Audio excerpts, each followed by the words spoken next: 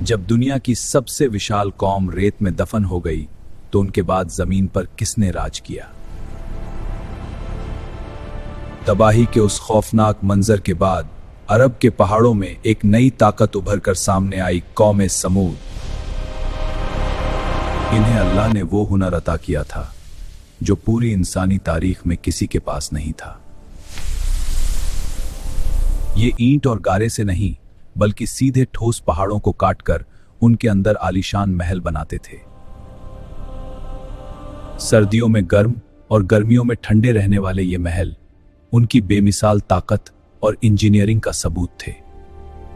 इनके पास बेहिसाब दौलत, पानी के चश्मे और हरे भरे बाग थे, लेकिन दौलत अक्सर इंसान को अंधा कर देती है। कौम आद के खौफनाक अंजाम को भुलाकर समूद के लोगों ने भी गुरूर करना शुरू कर दिया। जिन पत्थरों को वो खुद अपने हाथों से तराशते थे, उसी के बुत बनाकर उन्होंने अल्लाह को छोड़ दिया। तब अल्लाह ने उन्हें अंधेरे से निकालने के लिए उन्हीं के खानदान के एक निहायत ही नेक इंसान को चुना। ये थे अल्लाह के नबी हजरत सालेह। लेकिन क्या ये मगरूर कौम उनकी बात मानेगी? ऐ मेरी कौम, सिर्फ एक अल्लाह की इबादत करो, उसके सिवा तुम्हारा कोई खुदा नहीं। अल्लाह ने तुम्हें कौम आद के बाद जमीन का वारिस बनाया है। अपने हुनर पर घमंड करके जमीन पर फसाद मत फैलाओ। लेकिन वो लोग अपनी ताकत और दौलत के नशे में चूर थे। सरदारों ने अल्लाह के नबी का मजाक उड़ाना शुरू कर दिया। ऐ सालेह, तुम तो हम में सबसे समझदार थे। क्या तुम हमें उन बुतों को पूजने से रोकोगे जिन्हें हमारे बाप दादा पूजते थे? हजरत सालेह की दावत सुनकर कौम के जो गरीब और मजलूम लोग थे वो सच्चाई पहचान गए और ईमान लाने लगे। यह देखकर मगरूर सरदारों को गुस्सा आ गया। उन्होंने तय किया कि वो पूरी कौम के सामने हजरत सालेह को झूठा साबित करेंगे। उन्होंने अल्लाह के नबी को घाटी में बुलाया और एक विशाल ठोस चट्टान की तरफ इशारा किया और एक नामुमकिन शर्त रखी। अगर तुम सच्चे नबी हो तो इस बेजान पत्थर को फाड़कर एक 10 महीने की हामिला ऊंटनी निकाल कर दिखाओ। सरदारों को लगा कि यह नामुमकिन है, लेकिन हजरत सालेह ने कहा, अगर अल्लाह ने ऐसा कर दिया तो क्या तुम ईमान लाओगे? सबने हां कह दिया। हजरत सालेह ने अपनी जगह पर नमाज पढ़ी और आसमान की तरफ हाथ उठाकर अपने रब से दुआ की और तभी वो विशाल चट्टान हिलने लगी। पूरी कौम की आंखें फटी की फटी रह गईं जब वो विशाल और बेजान चट्टान भूकंप की तरह कांपने लगी। अचानक एक जोरदार आवाज के साथ वो ठोस पत्थर बीच से फट गया और उसके अंदर से एक तेज रोशनी फूटी। और फिर अल्लाह का सबसे बड़ा मोजिज़ा दुनिया के सामने आ गया। उस पत्थर के अंदर से एक जीती जागती ऊंटनी बाहर निकली। ये कोई आम ऊंटनी नहीं थी। ये बिल्कुल वैसी ही 10 महीने की हामिला और विशाल थी जैसी सरदारों ने मांगी थी।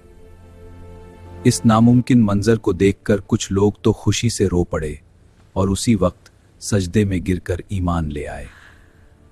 लेकिन उन मगरूर सरदारों का दिल पत्थर से भी ज्यादा सख्त था।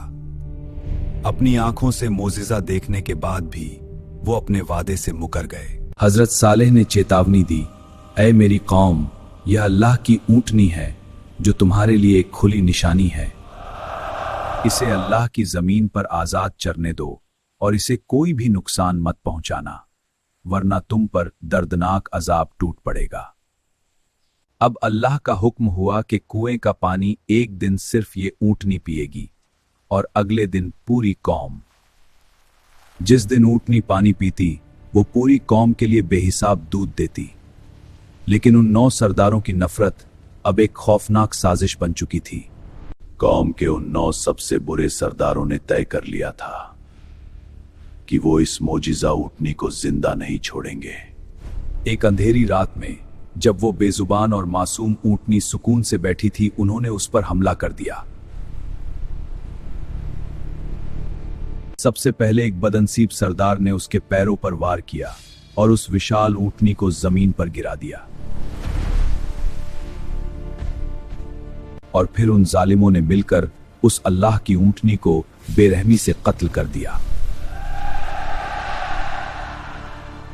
जब हजरत सालेह ने यह दर्दनाक मंजर देखा तो उन्होंने एक खौफनाक चेतावनी दी। अपने घरों में सिर्फ 3 दिन और मजा कर लो, उसके बाद अल्लाह का अजाब आकर रहेगा और यह वादा झूठा नहीं है। ठीक 3 दिन बाद सुबह के वक्त आसमान से एक ऐसी भयानक और कान फाड़ देने वाली चीख द ब्लास्ट आई, जिसकी खौफनाक आवाज से पहाड़ों को काटने वाले उन ताकतवर इंसानों के कलेजे फट गए। वो अपने ही आलीशान महलों में औंधे मुंह मुर्दा गिर पड़े, जैसे वो वहां कभी आबाद ही नहीं थे। अल्लाह ने हजरत सालेह और ईमान वालों को बचा लिया। समूद के ये महल आज भी वीरान खड़े हैं, लेकिन इसके बाद वो कौन सी कौम आई जिस पर पत्थरों की बारिश हुई? देखिए अगले एपिसोड में। सब्सक्राइब करें।